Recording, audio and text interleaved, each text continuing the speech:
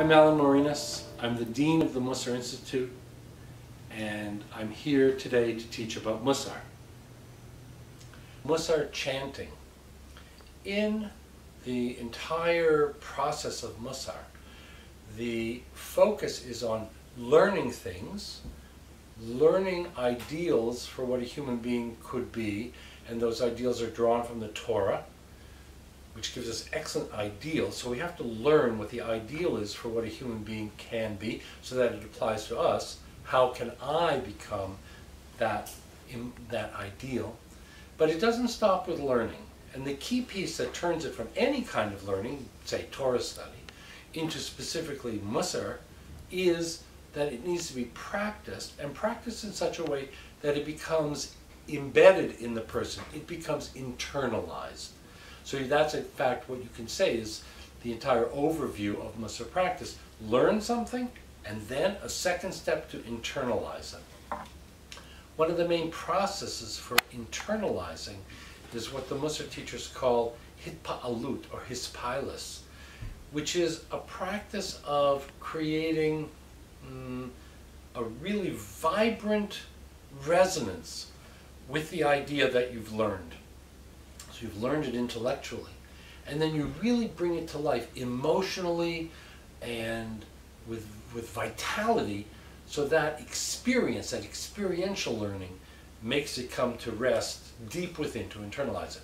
So as Rabbi Elia Lopian has famously been quoted many times as saying, Mussar is making the heart understand what the mind knows.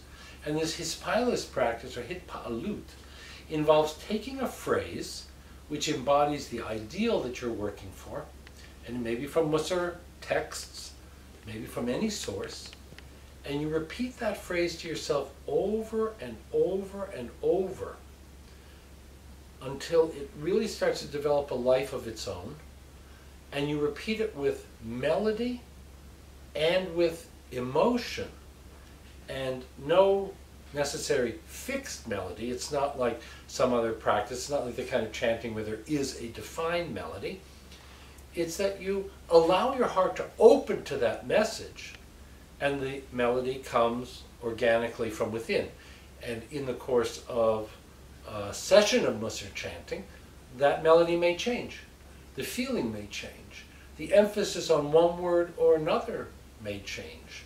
And so we find that that openness of the heart allows the barriers or the restrictions of intellectual thought to kind of come down, and the heart guides, and the heart is open. And the Kotzker Rebbe, who was a Hasidic teacher, was once asked, he said, why do we say in the prayers to lay these words on your heart? And he said, you lay them on the heart because that way they're there, so whenever the heart opens, those words can fall in. And so we actually kind of make that process happen through Mussar by a chant. I'll just give you one example. There's a very important phrase that a person can reflect to themselves, which is to say, God, the soul you have given me is pure. That's a concept. That's an intellectual concept. Let's say you learn it. You learn the idea that you are the embodiment of a holy soul. The Mussar piece comes in to say, yes, but you have to actually feel it.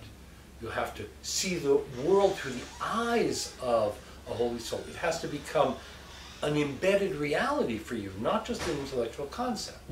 And that concept is so well established in the Jewish world because it shows up in the Siddur, in the traditional prayer book, at the beginning of prayers every morning. That's how established a notion it is. But if it remains a notion, you go through your life living a life as a material human being, not necessarily as a soul, and not necessarily seeing yourself as pure. That takes some work. And that takes some work that goes beyond the intellect. And so the phrase in Hebrew is, Elohai neshama shenatata bi tahorahi. My God, the neshama soul that you implanted in me is pure.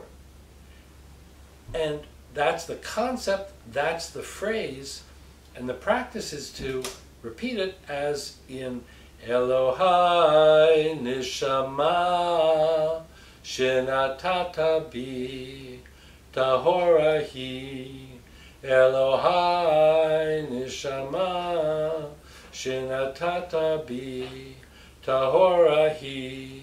And that chanting would go on, and in my mind I'm envisioning the purity, the pure radiant light that is embodied in me as a human being.